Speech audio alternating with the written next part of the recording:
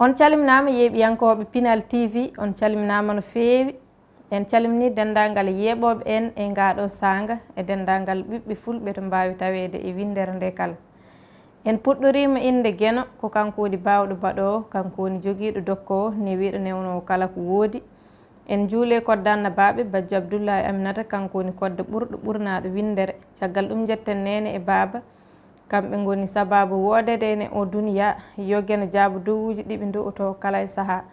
Ɗum noon ɓe jarama no feewi kadi ɓe mbiyama yo duuso ngo ɓooya. En jetti dendagal jinnaɓe e neheɓe en e needi moƴƴiri kadi eɗen du'ano ɓe jinnaɓe mumen guuri ɓe yo duuso ngo ɓooya. ɓe jinnaɓe mumen dutti kadi yo Gueno moƴƴe mabɓe toon nde tawno aade yeru mum ko diidol e leydi koko momtoto. Ɗum noon yo Gueno moƴƴe mabɓe toon kamɓe yaaɓeɓe kamɓe e dendagal mayɓe julɓe kala. Ɗum noon en garti yewtere men Jime jimɗi pulaar tawi ko ɗo e Pinal TV no pulaar heewi wiide ni aadi bil aadi salade aadi ɓuuri firtude aadi. Ɗum noon en gari huɓnude aadi mo gadodirdɗen e bandiraɓeɓe kala e saaha waɗandeɓe ɗo yewtere wiyetede Jime e jimɗi pulaar tawi ene heewi waɗande on ɗum banimon debbo miñiraguel moon Diallo Maymouna Oumar debbo mo heelange. Ɗum noon yimre men hannde nde puɗɗortoɗen ko yimre ceerno Mamadou Samba Diop lollirɗo murtuɗo yurmede Gueno yo won e makko kanko e dendagal mayɓe julɓe kala nde tawno koɓe golli ko majjata mayata kala to yimɓe jooɗi alay saago ciftoraɓe. Ɗum noon yo Gueno moƴƴe mabɓe toon kamɓe e dendagal mayɓe julɓe kala. Yimre wonde nde garaten e mum ɗo ko yimre wiyetede giɗo am. Giɗo am. Giɗo am hetto dadam, giɗo aduna e haajuji, giɗo am e waajuji. Ngam aduna ko doño heewa wutteji, mo wi ina falo aduna kala, aduna fala ɗum. Giɗo am hetto waajuji, mbatta ɗum e haajuji, woto wi aduna ko mere ha ndewa ɗum no jeere. Ko gonga aduna ko mere kono hoɗi hen ko feere. So giɗo ma rokkima feere wata wi ɗum ko mere, konngol giɗo ma wata naw ɗum jeere. Ngam feere giɗo wonata mere. Giɗo biɗo aduna ko galle kooce kono fewnata uddode. Giɗo yiilo ko welata giɗo ma gondon e dow gonga. Ɓe mbi gilli ene muusi waɗi kam ganumma sabu ɗi gilli belɗi garduɗi gonga. Ko weli gilli ko andude giɗo mum, ko muusi gilli ko miijade beele omo yiɗi ɗum. So gite birnima heddo ɓernde e miijo mum, gondigo giɗo e giɗo ɓuri suukara fooli jumre e welde. Nde miijoji giɗo kadi kam ɗanade pertumi gitam gonmi e miijade ndeke giɗo ina woɗɗa haɗa kam ɗanade. Kono so ɓadima ina haɗa kam oñade, an Gueno gonmi ko e ñagade beele giɗo fof nana waaju giɗo mum watta ɗum e haaju mum. Lamtoro Sall Abdoul Toksel gorko mo dulmaji Demɓe ñande 19 ɓuru hitande 2010 to gendi Espagne.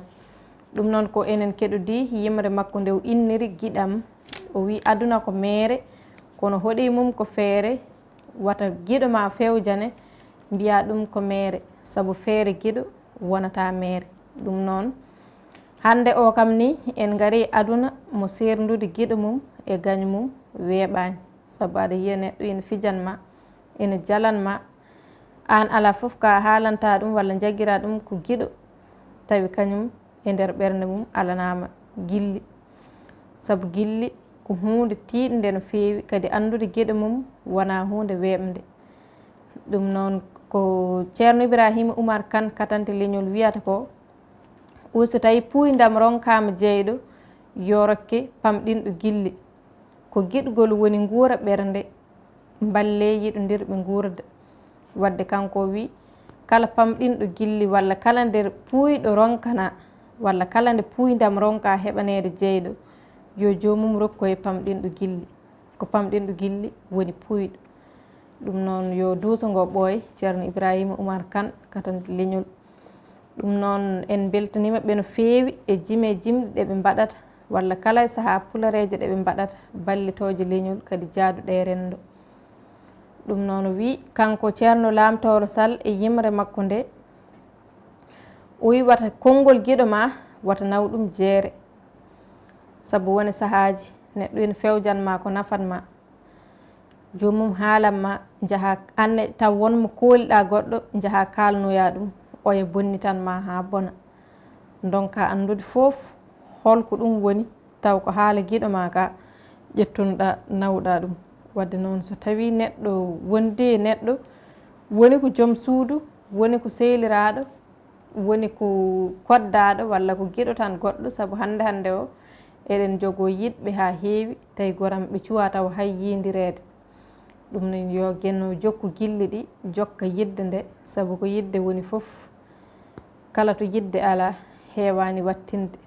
ɗum noon hay sernaɓe men ina kaala walla anduɓe men ina kaala, ɓe mbi ko yidde woni hakkude rasul sallllahu alayhi wa sallam kañum e joomiraɗo, ɓe jiidani haydara, ko gilli tan goni ɗon.